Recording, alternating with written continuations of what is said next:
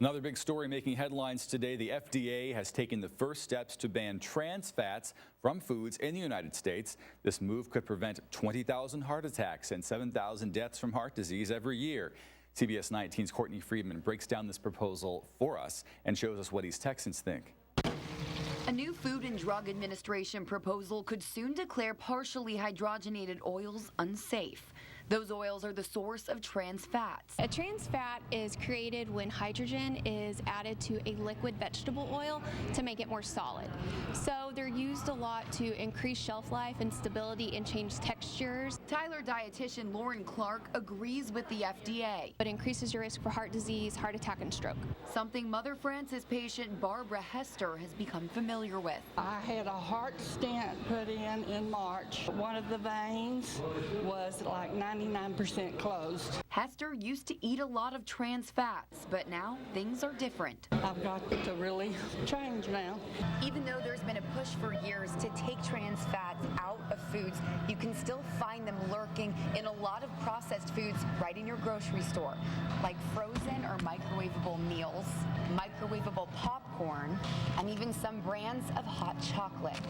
In 2006, the FDA made companies list trans fats on food labels, but experts say don't always believe what you see. So you want to look for the trans fat, and you want to look for anything that has 0 grams, but just know that when you look down under ingredients, if it says partially hydrogenated in front of vegetable oil, that means there could contain up to ½ gram in that serving. That's the case with lots of prepackaged baked goods and fried foods. So Clark says take her advice. Read those labels. In Tyler, Courtney Friedman, KYTX, CBS 19 News.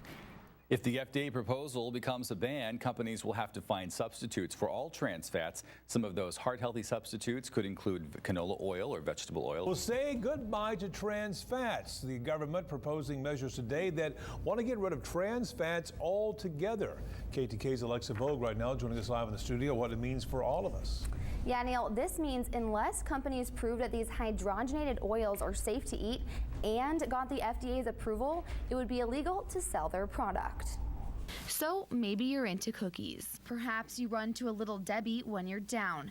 If that's the case, your favorite guilty pleasure may be facing new regulations. The Food and Drug Administration is aiming to ban trans fats altogether. They say partially hydrogenated oils, the source of trans fats, is no longer generally recognized as safe. Several years ago, they did start to really trim down the amount of trans fats that manufacturers were putting in those items.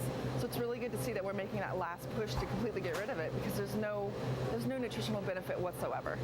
And while many restaurants and food companies have already started to cut down, the remaining trace amounts can be extremely harmful to your health, and they add up fast.